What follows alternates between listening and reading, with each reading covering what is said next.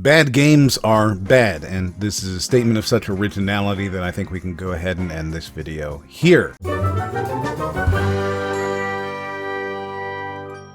Of course, that's bad for my watch time and YouTube aspirations, so instead, let's talk about why there shouldn't be any second chances for failed games. Specifically, games which promise to get better with updates and new releases later on. I'm not talking about an Elite Dangerous, which starts pretty good and gets a lot better. Nor am I talking about Dark Souls Prepare to Die launch, which is still pretty much unplayable. No, I want to focus on No Man's Sky, Fallout 76, tangentially even Final Fantasy XIV. Anthem is probably going to be a good example in another couple of months. Games that are released and are, frankly, not very good, but which 1, 2, or maybe 5 years later are updated to the point that they are suddenly playable. And people get very excited. They spend hard-earned money on these titles. My argument comes down to this. When we give these games a second chance, we are also saying that we are willing to be taken advantage of. Obviously, I'm not going to champion the idea that games should never be updated, nor am I going to suggest that gamers who are duped into purchasing a bad game should be left to die with their bad purchases, but I am saying that those games deserve to have zero faith, zero hype, and $0.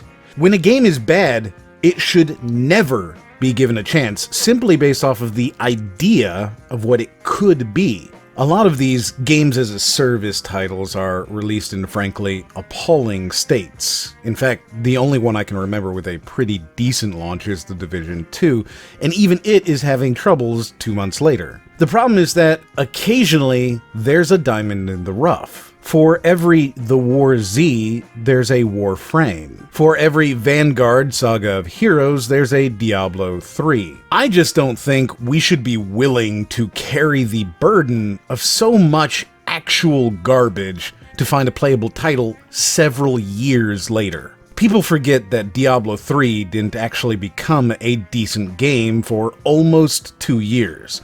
And that's 2 years within which people were being asked to support the title with no guarantee that it would ever be worth playing. However, at least Blizzard offered players a refund during the first month or so, and I know plenty of my friends who took that refund and bought something else. So in that particular case, it wasn't that bad. But Fallout 76 is continuing to prove that it deserves the title for most misleading garbage game ever produced, abusively taking advantage of its player base in order to derive as much profit from as little work as humanly possible. This is a title for whom Bethesda has so little respect for the brand that they're willing to essentially put it on anything in the hopes that they'll get a licensing payment large enough to build Todd Howard some more leather jackets. And yet, it is being promised that soon it'll be worth it. It'll finally get an update, some patches, and new content added. It'll be worth playing. And this is the argument we hear so commonly with these titles. It'll be worth playing eventually. Sea of Thieves is a game that, when it released, wasn't a game. It was a series of game mechanics and a sandbox, and Rare just said, here, you make a game. I don't know if they looked at VR chat and said, oh, we just don't need to do anything anymore. Or if they legitimately figured that gamers would be willing to put up with anything, but they were certainly right about the second one. The only reason I can't be super mad about Sea of Thieves is that it's included in the Xbox Game Pass as another title, just another thing to increase the value of the $9.99 a month that you'll pay. That's the cost of 2 AAA titles over a year. And if you have an Xbox, it's a great deal. In fact, if you have a PC, the Xbox Anywhere titles are worth paying for a month. And that's the point. These are games that are meant to be worth a slice of that $10, not worth $60.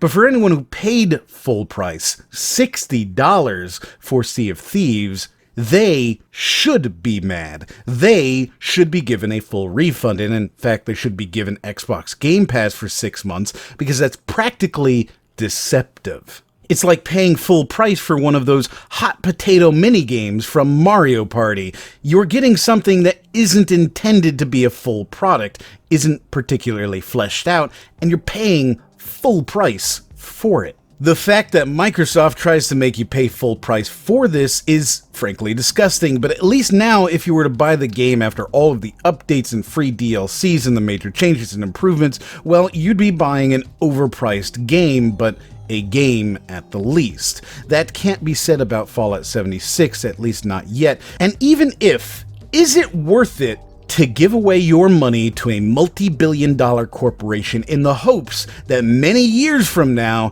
the game they released will get enough quality updates to be worth playing? Would you even want to play them at that point? And are you taking that budget from a more worthwhile game? In fact, the same week that Fallout 76 released, you could have bought Spyro Reignited or Hitman 2, or you could have picked up Red Dead Redemption 2, or even waited a bit to pick up Just Cause 4. Instead, you were given a buggy, broken bait and switch, and told to wait a year or two, and it'll be worth it. No Man's Sky, a game which sold hundreds of thousands of copies before ever being released, and which made tens of millions of dollars, was also a complete and total bait and switch, and it took them over 2 years to finally release a patch that made the game even 10% of what they promised it to be. Certainly some of that is Sean Murray being a coward and refusing to admit that his game was not finished and should not be sold, but I guess a few $1 million is worth lying to your customers. That doesn't absolve the fact that we as gamers seem to be willing to give it another shot. And I think the only shot should have been Behind the Barn. This game was atrocious, filled with lies, and frankly, Sony should have been sued for the deception they wrought upon their own customer base. But instead, a few years later, when they finally released the actual game, we have articles from all over the industry saying how it's finally worth playing. Yes, now it's worth it. The multi-year interest-free loan which we gave to Hello Games to kickstart this project, and which they gave to us a proof of concept alpha for, it was finally released, and we finally get to play it. But of course, that's not what happened. They lied, and they stole your money, and we're okay with that for some reason. We're okay with Fallout 76 being a broken game, and we're okay paying full price for it because it'll be fixed one day. Maybe. There are players right now who are playing Anthem, a game that is, in my personal opinion, really, really bad. It's one of the worst games I've personally played in a long time, and there are people who are playing it right now, and they're not enjoying themselves. They are not having fun. They're experiencing bugs and stupid game design. They are having no fun. But they've paid for the game, and so they're hoping that it'll get better. That sometime in the future, EA and BioWare will release an update to the game that makes it worth playing. This is such a wrong way to think to me, and I can't condone purchasing one of these games. Sea of Thieves, you pay $1 for 30 days on Game Pass and you try it out, but otherwise you don't pay full price. No Man's Sky might be worth playing now, but everyone who subsidized the development of these titles got a raw deal.